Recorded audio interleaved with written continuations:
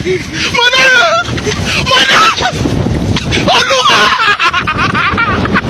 Yeah! Are you ready, kids? Aye, aye, Captain! I can't hear you. Aye, aye, Captain! Oh! Costume designer on right now. Red bitches on the line, and you know Oh!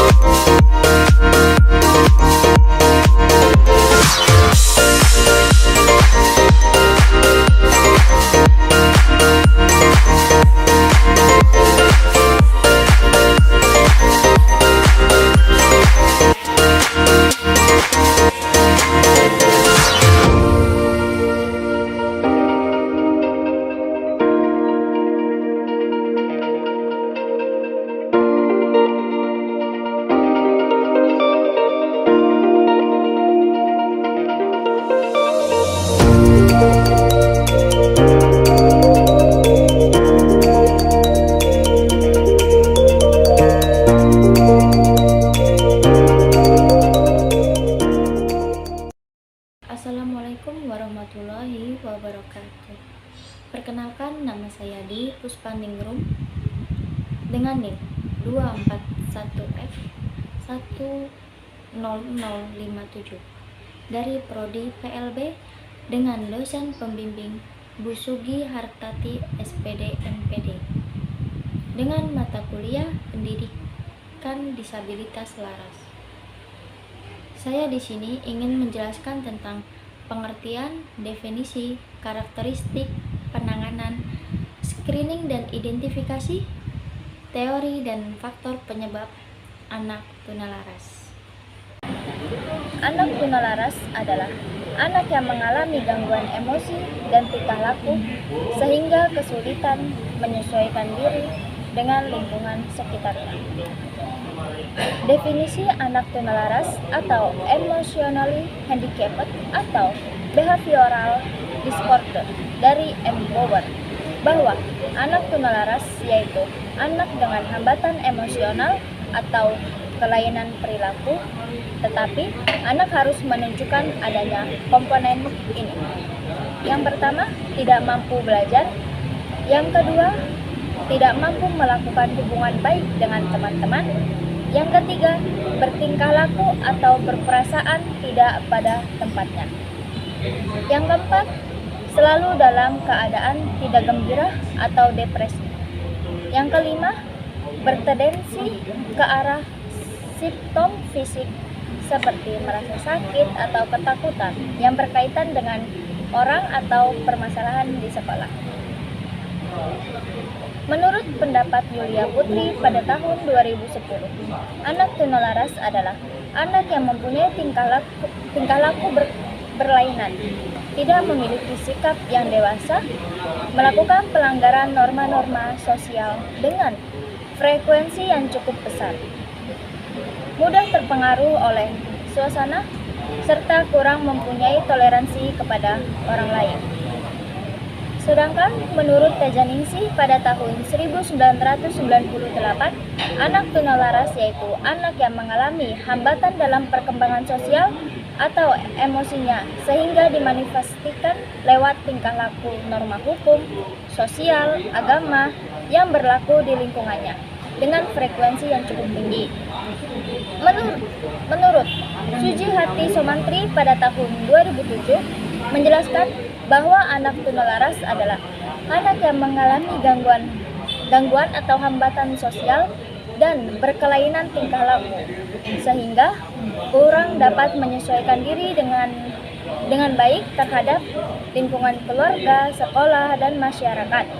Sedangkan menurut Kaufman pada tahun 1995, anak tunalaras adalah anak yang secara kronis dan mencolok berinteraksi dengan lingkungannya dengan cara yang tidak dapat diterima secara sosial atau pribadi, tetapi masih dapat diajarkan untuk bersikap yang dapat diterima.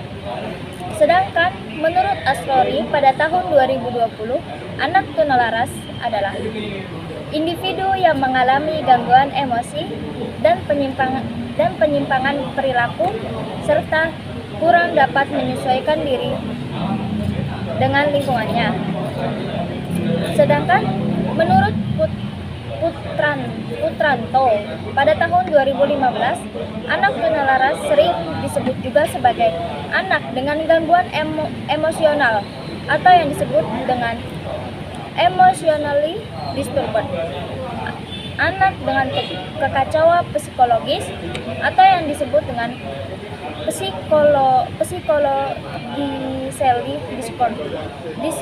disordered, anak dengan hambatan emosional atau yang disebut dengan emotionally handicapped.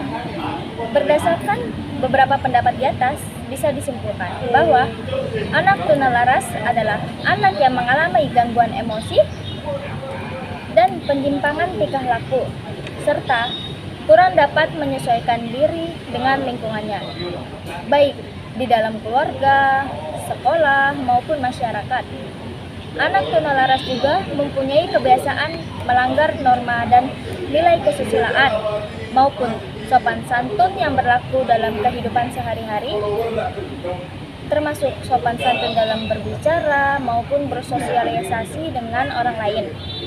Tantangan ini bisa muncul dalam berbagai bentuk seperti agresif, kecemasan, depresi, atau perilaku antisosial. Anak tunalaras juga memerlukan dukungan dan layanan khusus untuk membantu mereka mengembangkan kemampuan beradaptasi dan berinteraksi dengan orang lain. Anak tunalaras juga memiliki beberapa karakteristik umum yang bisa dikenali, yaitu yang pertama, perilaku agresif. Perilaku agresif ini sering menunjukkan seperti marah, menyerang fisik, atau verbal. Yang kedua, kesulitan mengendalikan emosi, seperti mudah merasa frustasi, marah, atau cemas, dan sering menunjukkan reaksi yang berlebihan terhadap situasi yang dihadapi. Yang ketiga, interaksi sosial yang sulit, seperti menjalin dan mempertahankan hubungan dengan teman sebaya atau orang dewasa. Sering terlihat menarik diri dari pergaulan sosial. Yang keempat, perilaku antisosial. Perilaku ini memiliki perilaku yang bertentangan dengan norma sosial atau aturan yang ada, seperti berbohong, mencuri, atau merusak. Yang kelima, kesulitan dalam menyesuaikan diri. Sulit menyesuaikan diri dengan perubahan atau situasi baru. Seringkali menunjukkan resistensi terhadap perubahan. Yang keenam, masalah akademik. Mungkin di dalam masalah akademik ini mengalami kesulitan dalam mengikuti pelajaran di sekolah yang bisa disebabkan oleh gangguan perhatian, motivasi yang rendah, atau perilaku yang mengganggu di kelas. Menangani anak tunalaras memerlukan beberapa strategi penanganan yang efektif. Di antaranya, yang pertama, program pendidikan khusus, yaitu mengembangkan kurikulum dan metode pengajaran yang disesuaikan dengan kebutuhan anak tunalaras, seperti sekolah-sekolah khusus atau kelas inklusi yang memberikan perhatian ekstra sangat bermanfaat. Yang kedua, terapi emosional dan perilaku. Terapi bekerja dengan anak untuk membantu mereka mengelola emosi dan memperbaiki perilaku yang tidak sesuai. Terapi ini juga bisa melibatkan teknik kognitif dan perilaku atau yang disebut CBT. Yang ketiga, dukungan keluarga. Dukungan keluarga itu melibatkan keluarga dalam proses terapi dan pendidikan yang sangat penting. Orang tua dan anggota keluarga lainnya perlu diberi pelatihan dan bimbingan untuk mendukung anak dalam kehidupan sehari-hari. Yang keempat, kegiatan ekstrakurikuler. Mengikut sertakan anak dalam kegiatan seperti seni, olahraga, atau musik yang dapat membantu mereka mengekspresikan diri dan meningkatkan keterampilan sosial. Yang kelima, menggunakan teknik pengajaran positif, yaitu menggunakan metode pengajaran yang menekankan pada penghargaan positif dan reinforcement untuk memotivasi anak. Yang keenam, pengembangan keterampilan sosial. Pengembangan ini mengajarkan melalui permainan peran, latihan interaksi, dan kegiatan kelompok. Yang ketujuh, pelatihan keterampilan hidup, yaitu membantu anak mengembangkan keterampilan dasar sehari-hari seperti berpakaian, menjaga kebersihan, dan mengatur rutinitas mereka. Screening dan identifikasi anak tunalaras adalah langkah penting untuk memastikan anak-anak yang memerlukan dukungan mendapatkan layanan yang tepat. Berikut ini saya akan menjelaskan beberapa metode yang digunakan dalam screening dan identifikasi anak tunalaras. Yang pertama, wawancara dengan orang tua dan guru, yaitu mengumpulkan informasi dari orang tua dan guru tentang perilaku anak di rumah dan di sekolah. Ini sangat membantu memahami konteks dan pola perilaku anak. Yang kedua, observasi, yaitu mengamati perilaku anak di berbagai situasi seperti di kelas, di lapangan bermain, atau di rumah. Observasi ini sangat membantu mengidentifikasi pola perilaku yang tidak umum dan mencolok. Yang ketiga, penggunaan kuesioner dan skala pengukuran, yaitu menggunakan pengukuran yang telah dikembangkan oleh para ahli untuk mengevaluasi tingkat gangguan emosional dan perilaku anak. Contohnya adalah constrating scales atau behavioral assessment system for children. Yang keempat, pemeriksaan medis, yaitu untuk mengidentifikasi adanya kondisi kesehatan yang mungkin mempengaruhi perilaku anak, seperti gangguan otak atau gangguan hormon. Yang kelima, evaluasi psikologis. melakukan evaluasi ini yang melibatkan tes kognitif, tes emosi, dan tes perilaku untuk mendapatkan gambaran yang lebih komprehensif tentang kondisi anak. Yang keenam, konsultasi dengan spesialis atau bekerja sama dengan spesialis seperti psikolog, psikiater, atau terapi untuk mendapatkan diagnosis yang akurat dan rekomendasi penanganan yang tepat. Yang ketujuh, pengumpulan data multisumber. Pengumpulan data ini dari berbagai sumber, termasuk orang tua, guru, teman sebaya, dan profesional kesehatan untuk mendapatkan gambaran yang lebih lengkap tentang perilaku si anak.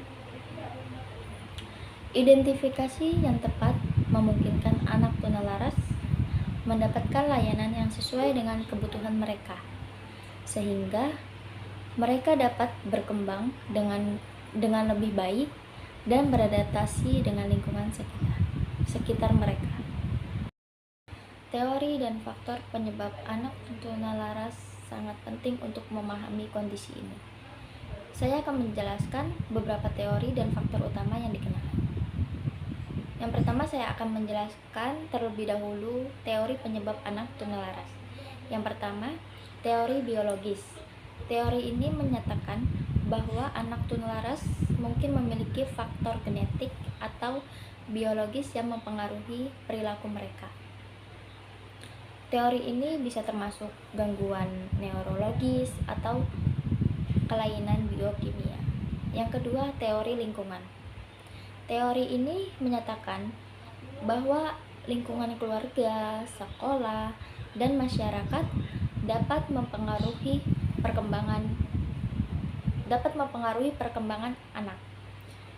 Faktor-faktor seperti hubungan, keluarga yang buruk, pengalaman negatif di sekolah, dan pengaruh budaya yang negatif dapat berkontribusi pada perilaku tunalaras. Yang ketiga, teori biologis. Teori ini menyatakan bahwa trauma atau pengalaman tidak menyenangkan dapat menyebabkan anak mengalami gangguan emosional dan perilaku seperti pengalaman kekerasan, pelecehan, atau kehilangan orang yang dicintai. Yang keempat, teori multifaktor. Teori ini menyatakan bahwa anak tunalaras adalah hasil dari kombinasi beberapa faktor, termasuk biologis, lingkungan, dan psikologis. Teori ini menekankan bahwa tidak ada satu penyebab tunggal, tapi sejumlah faktor yang saling berinteraksi. Sekarang saya akan menjelaskan faktor penyebab anak tunalaras. Yang pertama, ada faktor biologis. Faktor ini mempunyai keturunan yang mempunyai riwayat gangguan mental atau perilaku gangguan neurologis atau kelainan biokimia. Yang kedua, faktor lingkungan. Faktor lingkungan, keluarga yang tidak stabil, hubungan keluarga yang buruk, pengalaman negatif di sekolah, dan pengaruh budaya yang negatif. Yang ketiga, faktor psikologis, yaitu mengalami trauma, pengalaman tidak menyenangkan, kekerasan, pelecehan, atau kehilangan orang yang dicintai. Yang keempat, faktor kerusakan fisik, yaitu seperti cedera otak atau faktor lain yang dapat mempengaruhi fungsi otak dan perilaku. Sekian dari saya, kurang lebihnya mohon maaf. Wassalamualaikum warahmatullahi wabarakatuh.